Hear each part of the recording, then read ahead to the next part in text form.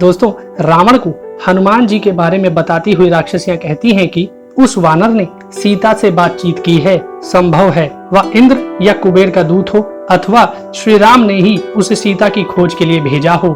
राक्षसियों की यह बात सुनकर रावण क्रोध से जल उठा और उसने हनुमान जी को कैद करने के लिए अपने ही समान वीर किंकर नामधारी राक्षसों को जाने की आज्ञा दी। रावण की आज्ञा पाकर 80,000 किंकर हाथों में कूट और मुदगर लिए उस महल से बाहर निकले। अशोक वाटिका के फाटक पर खड़े हुए हनुमान जी के पास पहुंचकर वे किंकर चारों ओर से उन पर टूट पड़े। तब पर्वत के समान विशाल शरीर वाले हनुमान जी अपनी पूंछ को जमीन में पटक कर बड़े जोर से गर्जने लगे। साथ ही उच्च स्वर से इस प्रकार घोषणा की कि भगवान श्री राम तथा महाबली लक्ष्मण की जय हो, श्री रघुनाथ जी के द्वारा सुरक्षित राजा सुग्रीव की भी जय हो। मैं अनायास ही महान पराक्रम करने वाले कौशल नरेश श्री रामचंद्र जी का दास हूँ। मेरा नाम हनुमान है। मैं वायु का पुत्र तथा शत्रु सेना का संहार करने वाला हूँ। जब मैं हजारों वृक्षों और पत्थरों से प्रहार करने लगूंगा, उस समय सहस्त्रों रावण मिलकर भी युद्ध में मेरे बल की समानता अथवा मेरा सामना नहीं कर सकते।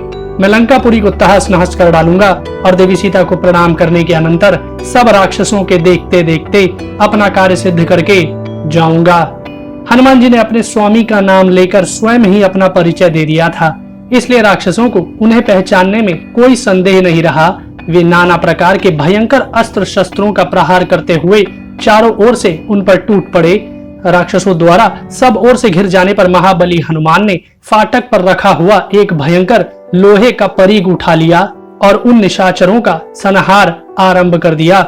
जैसे इंद्र अपने वज्र से दैत्यों का वध करते हैं, उसी प्रकार हनुमान जी ने उस परीग से सामने आए हुए समस्त राक्षसों को मार डाला।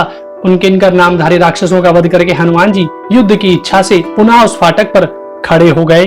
कुछ राक्षसों ने जाकर रावण को यह समाचार निवेदन किया कि समस्त किंकर नामक राक्षस मार डाले गए। राक्षसों की उस विशाल सेना को मारी गई सुनकर रावण की आंखें चढ़ गईं और उसने प्रहस्त के पुत्र को, जिसके पराक्रम की कहीं तुलना नहीं थी तथा युद्ध में जिसे परास्त करना नितांत कठिन था, उसे हनुमान जी का सामना करने के लिए भेजा। इधर किंकरों का वध करके हनुमान जी यह सोचने लगे कि मैंने वन को तो उजाड़ दिया, परंतु राक्षसों के कुल देवता के स्थान चैत्य प्रसाद को नष्ट नहीं किया। लंका में कुल देवता का जो स्थान है उसी का नाम चैत्य प्रसाद था। अतः आज इस चैत्य प्रसाद का भी विध्वंस किए देता हूँ।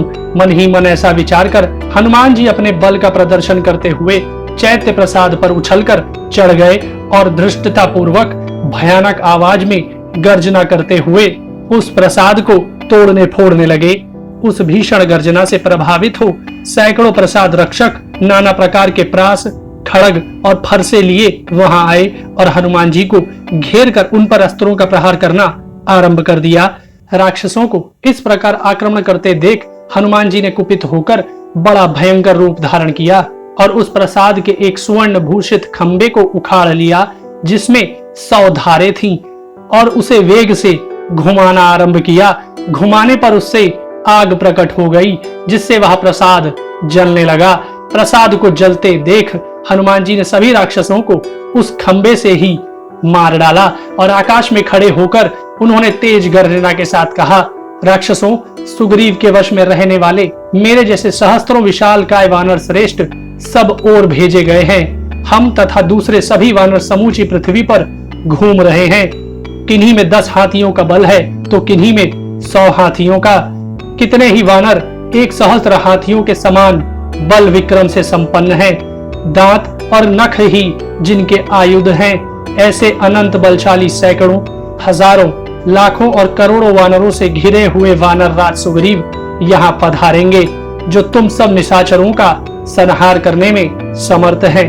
अब ना तो यह लंकापुरी रहेगी, ना तुम लोग रहोगे, और ना वह रावण ही रह सकेगा, जिसने इक्ष्वाकुवंशी भगवान श्री राम के साथ वैर बांध रखा है। तभी प्रहस्त का पुत्र जम्बूमाली गधे जुते हुए रथ पर बैठकर वहां आया, जिसे देखकर हनुमान जी बड़े प्रसन्न हुए और जोर जोर से गर्जना करने लगे। जम्बूमाली ने हनुमान जी को फाटक के छज्जे पर खड़ा देख उन्हें तीखे बाणों से बींधना आरंभ किया।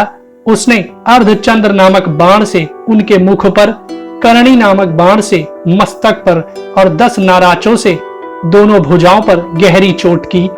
उसके बाणों से घायल हनुमान जी का मुख और शरीर रक्त रंजित हो गया। राक्षस जम्बूमाली के बाणों की चोट खाकर हनुमान जी कुपित हो उठे। उन्होंने पत्थर की एक बहुत बड़ी चट्टान को उठाकर जोर से राक्षस की ओर फेंका, किंतु जम्बूमाली ने 10 बाण मारकर उस शिला को तोड़ फोड़ डाला। तब हनुमान जी ने एक विशाल शाल का वृक्ष उखाड़कर उसे घुमाना शुरू किया, पर जम्बूमाली ने अपने 4 बाणों से शाल वृक्ष को काट गिराया। फिर 5 बाणों से हनुमान जी की भुजाओं में, 1 बाण से उनकी छाती में और 10 बाणों से उनके उदर में चोट पहुंचाई। तब हनुमान जी को बड़ा क्रोध आया और उन्होंने एक परीघ को बड़े वेग से घुमाकर जम्बूमाली की छाती पर दे मारा। फिर तो ना जम्बूमाली के मस्तक का पता लगा और न दोनों भुजाओं तथा घुटनों का ही, न धनुष बचा, न रथ, न वहां गधे दिखाई दिए और न बाण। उस परीघ से वेग पूर्वक मारा गया जम्बूमाली चूर चूर हुए वृक्ष की भांति पृथ्वी पर गिर पड़ा।